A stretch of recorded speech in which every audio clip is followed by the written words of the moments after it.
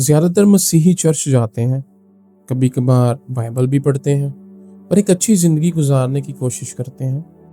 लेकिन रूह से भरे हुए मसीही वो अलग तरीके से चलते हैं। वो एक ऐसी आग से जलते हैं जो बुझ नहीं सकती। तो वो क्या करते हैं जो दूसरे नहीं करते? तो फिर ऐसा क्या है कि वो करते हैं और वो दूसरे नहीं करते? आज मैं आपके साथ 7 ताकतवर आदत शेयर कर रहा हूं जो रूह से भरे हुए ईमानदार मसलसल अपनाते हैं। ऐसी चीजें जो उन्हें दूसरों से अलग करती हैं और रोजाना पाक रूह की कुव्वत को अपनी जिंदगी में दावत देती हैं।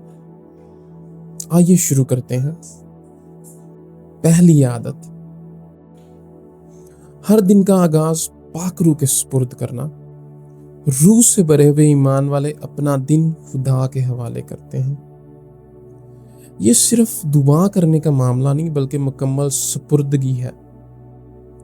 वो दाऊद की तरह दुआ करते हैं जैसा कि ज़बूर 143 और उसकी 10 आयत में लिखा है, मुझे तेरी मर्जी बजा लाना सिखा क्योंकि तू मेरा खुदा है। तेरी नेक रूह मुझे हमवार जमीन पर ले चले। वो दिन का आगाज अपनी कुव्वत से नहीं बल्कि खुदा की रूह में करते हैं।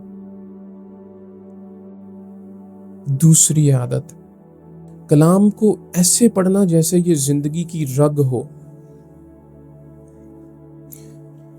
ईमानदार बाइबल को सिर्फ एक रस्म पूरी करने के लिए नहीं पढ़ते बल्कि खुदा की आवाज सुनने के लिए पढ़ते हैं। यीशु ने यूहन्ना 6 बाब और उसकी 63 आयत में कहा है, जो बातें मैंने तुमसे कही हैं वो रूह और जिंदगी हैं। रूह से भरे हुए मसीही सिर्फ आयात को जानते नहीं बल्कि उन पर अमल करते हैं, उन्हें सांस की तरह लेते हैं, उन पर गौर करते हैं। चाहे एक ही आयत क्यों ना हो, वो उसे हजम करते हैं, बस पढ़ते नहीं हैं उसको। तीसरी आदत, वो खुदा की आवाज को सुनने की कोशिश करते हैं। वो सिर्फ खुदा से बात नहीं करते बल्कि खामोश होकर सुनते भी हैं। वो जानते हैं कि पाक रूह ज्यादातर आहिस्तगी सरगोशी करता है, चीखता नहीं।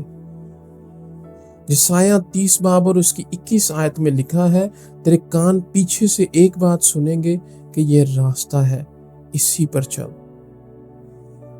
रूह से भरे हुए लोग हर रोज पूछते हैं, पाक रूह आज आप क्या कह रहे हैं? वो रहनुमाई की तवक्का रखते हैं और इसी वजह से वो पा भी लेते हैं। चौथी आदत, पाक रूह की हिदायत पर अमल करना, चाहे वो मुश्किल ही क्यों ना हो। क्या आपने कभी महसूस किया कि किसी से बात करने या अजनबी के लिए दुआ करने की आपको तहरीक मिली हो? रूह से भरे हुए मसीही इस पर अमल करते हैं, चाहे ये रिस्की या अजीब लगे, चाहे आपको ये बहुत अजीब सी बात लगे कि मैं तो इसको जानता भी नहीं हूं। वो जानते हैं कि फरमाबरदारी मोजज़ात का दरवाजा खोलती है। अमाल 8 में पाक रूह ने फिलिप को एक रास्ते पर जाने को कहा और उसने एक इथोपियाई अफसर को मसीह की तरफ लाया। वो जानते हैं कि ताहीर से की गई फरमाबरदारी नाफरमानी ही है। पांचवी आदत, वो अपने माहौल की हिफाजत करते हैं। वो इस बात का ख्याल रखते हैं कि क्या देखते हैं, क्या सुनते हैं और किन के साथ वक्त गुजारते हैं। ये कानूनी पाबंदी के बायस नहीं बल्कि इस आग की हिफाजत के लिए है जो खुदा ने दी है। इफिसियों 4 बाब और उसकी 30 आयत कहती है, खुदा के पाक रूह को रंजीदा ना करो।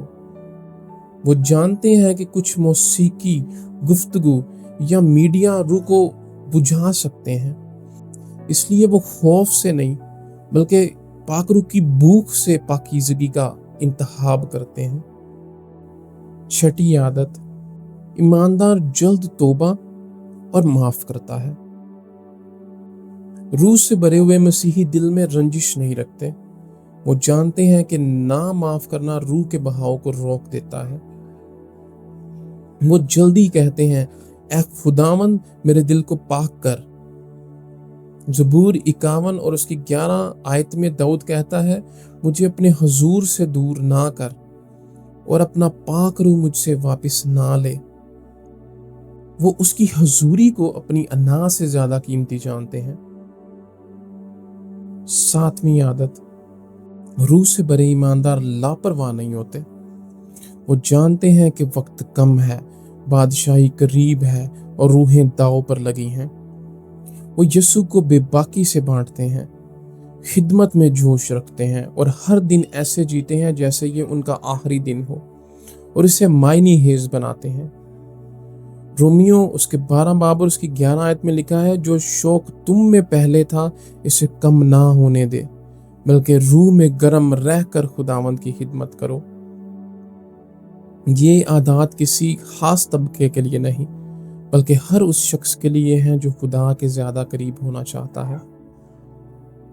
आप आज से ही एक रूह से भरपूर जिंदगी गुजारना शुरू कर सकते हैं। आपको इन आदत में से कौन सी सबसे ज्यादा पसंद आई? कमेंट में लिखें और आए मिलकर आगे बढ़ें। लाइक करें, सब्सक्राइब करें और इसे किसी ऐसे शख्स के साथ शेयर करें जिसे एक नई रूहानी आग की जरूरत है। रूह में भरे रहें और वफादार रहें। खुदावंद आप सबको बरकत दे। आमीन।